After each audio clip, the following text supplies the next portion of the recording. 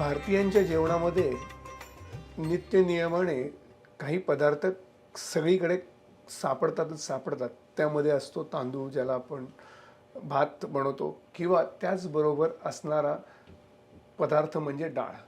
तर दक्षिण भारतामध्ये सांबराच्या रूपाने तुम्हाला डाळ वापरायला मिळते, किंवा आपण इथे डाळ वरणाच्या रूपाने वापरतो.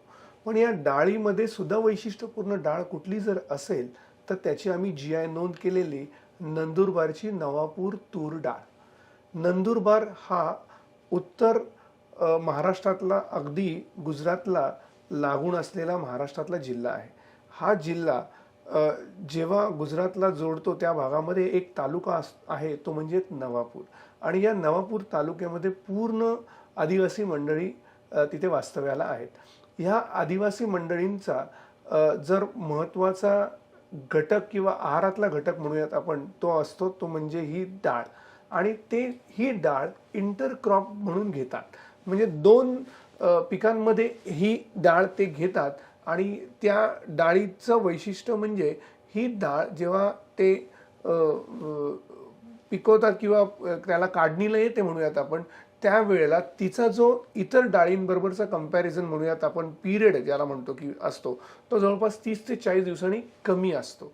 अशी ही नंदुरबारच्या नवापूर तूर डाळचं आम्ही GI 2013-14च्या आसपास केलं.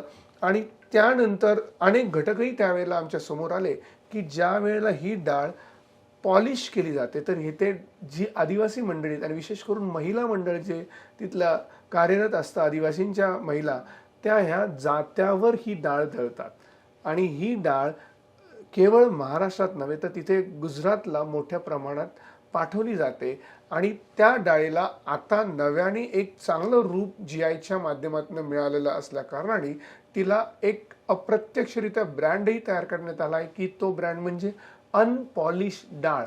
आणि ती जात्यावर दळलेली असल्या कारणाने त्या जात्यावर दळताना ती जेव्हा पिसली जाते तेव्हा जे टेम्परेचर असतं ते 30-40 डिग्रीपर्यंत जातं, परंतु तेच डाळ मिलमध्ये ते 100च्या पलीकडे जातं.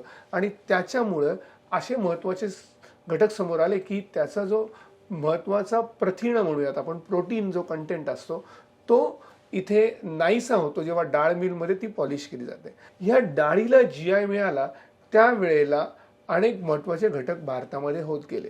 मुळात डाळीचा डिमांड नेहमीच आपल्या देशात आहे, जसं आपल्या तो दैनंदिन आहाराचा घटक होता.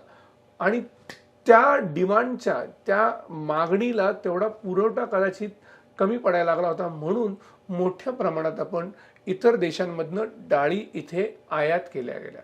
आणि आयात केलेली डाळ ही बऱ्या प्रमाणात स्वस्त होती. आणि ही स्वस्त डाळ लोक सहज विकत घ्यायला लागले. परंतु अनेकांना माहीत नव्हतं की आयात केलेली डाळ ही पौष्टिकदृष्ट्या नवापूर तूर डाळीच्या कंपॅरिझनमध्ये काहीच नव्हती. नवापूर तूर डाळचं ज्याला GI मिळालंय तिचं प्रथिनांचं प्रमाण काही मोठ्या प्रमाणात किंवा जास्त प्रमाणात होतं, परंतु आयात केलेली ही जी डाळ होती त्यात प्रथिनांचं प्रमाण अत्यल्प होतं.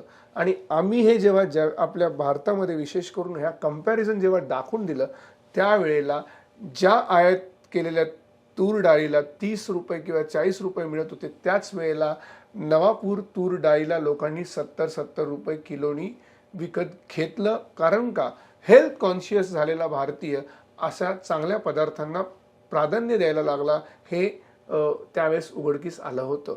आणि इथेच प्रवास थांबला नाही, तर मोठा एक वेगळा जो ज्याला म्हणूयात आदिवासींमधली एक पुनर्क्रांती म्हणता येईल तशी झाली, की ही डाळ GI झाल्यानंतर याच्या वाढलेल्या मागणीमुळं तिथल्या अनेक महिलांना नंतर रोजगार निर्मितीसाठी प्रोत्साहित करण्यात आलं.